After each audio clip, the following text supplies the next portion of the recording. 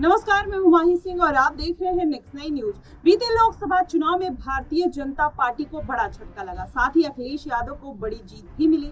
अब ऐसे में माना ही जा रहा है कि जो छोटे छोटे दल हैं, जिनका बीते लोकसभा चुनाव में कहीं ना कहीं बुरा हाल देखने को मिला था, जिसमें पल्लवी पटेल और स्वामी प्रसाद मौर्य का नाम सबसे ऊपर आता है। वहीं पल्लवी पटेल योगी आदित्यनाथ से लगातार मुलाकात को लेकर चर्चा में बनी हुई है, लेकिन अगर पूरा पेज देखा जाए तो वो स्वामी प्रसाद मौर्य का फंसता हुआ नजर आ रहा है। क्या स्वामी प्रसाद मौर्य कुशीनगर में हार के बाद अब किसी बड़ी पार्टी का दामन थामना चाहते हैं? अब क्या अखिलेश यादव समाजवादी पार्टी में एक बार फिर से स्वामी प्रसाद मौर्य को ले सकते हैं, या फिर स्वामी प्रसाद मौर्य अपनी पुरानी पार्टी बीएसपी का रुख कर सकते हैं? जी हाँ, ये बात इसलिए निकल कर आ रही है कि पिछले विधानसभा चुनाव में जिस तरीके से स्वामी प्रसाद मौर्य का एक अच्छा रिस्पॉन्स रहा है जनता को लेकर, लेकिन इस बार के लोकसभा चुनाव में उनको बड़ा झटका मिला। माना ही जा रहा था कि मायावती के साथ गठबंधन कर लेंगे, लेकिन वो गठबंधन भी होता हुआ नहीं नजर आता है। और देखा जाए तो वो कुशीनगर सीट पर जाकर अपना नामांकन दाखिल करते हैं,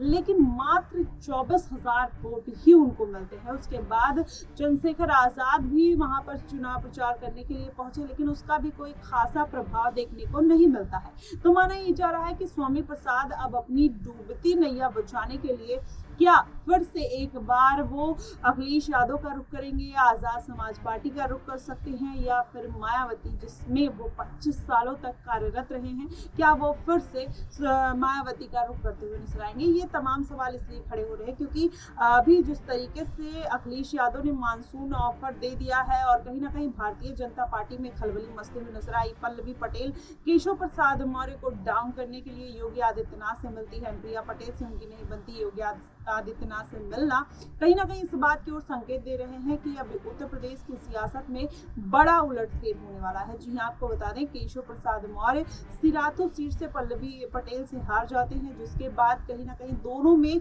तनातनी देखने को मिलती है। पल्लवी पटेल कहीं ना कहीं पीडीएम के नारे पर पहले काम करती हुई नजर आई थी, फिर उन्होंने अपना पीडीएम का मोर्चा खोल लिया। तो ऐसे माना ही जा रहा है कि अब पल्लवी पटेल कुछ बड़ा खेला कर सकती हैं। तो वहीं कहीं ना कहीं देखा जाए, मायावती को भी स्वामी प्रसाद मौर्य की जरूरत है। कहीं ना कहीं वो जरूरत आकाश आनंद को गाइड करने में हो सकती है, क्योंकि आकाश आनंद एक अगस्त से हरियाणा में रैली करने वाले हैं। वो फिर से उसी तरीके की विवादित बयान ना दे दे, मायावती को इसी बात की चिंता है। ऐसे में स्वामी प्रसाद मौर्य जैसे बड़े नेता और कहीं ना कहीं जो पार्टी का एक्सपीरियंस भी उनके साथ है और कई पार्टियों का एक्सपीरियंस उनके साथ है, तो मायावती को स्वामी प्रसाद मौर्य को फिर से अपनी पार्टी में वापस लेने से कोई परहेज नहीं होना चाहिए। देखना दिलचस्प होगा कि क्या वाकई में उपचुनाव में मायावती किसी सीट पर उनको कोई बड़ी जिम्मेदारी देती है, या फिर उनकी बेटी संघमित्रा मौर्य जो भारतीय जनता पार्टी में रह चुकी हैं, अभी भी हैं, लेकिन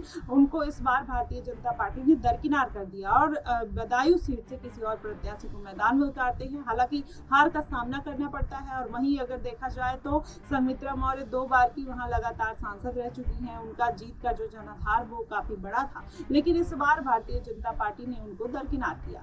अब ऐसे माना ही जा रहा है कि बेटी को लेकर अब स्वामी प्रसाद मौर्य किसी पार्टी का रुख कर सकते हैं। देखना दिलचस्प होगा कि क्या वाकई में ऐसा कुछ होगा, या फिर स्वामी प्रसाद मौर्य अपनी ही पार्टी को आगे बढ़ाते हुए नजर आएंगे। आपको क्या कुछ लगता है, आप हमें कमेंट बॉक्स में जरूर बताइएगा। फिलहाल के लिए बस इतना ही। देश और दुनिया की तमाम खबरों के लिए हमारे साथ बने रहिएगा नेक्स्ट न्यूज पर।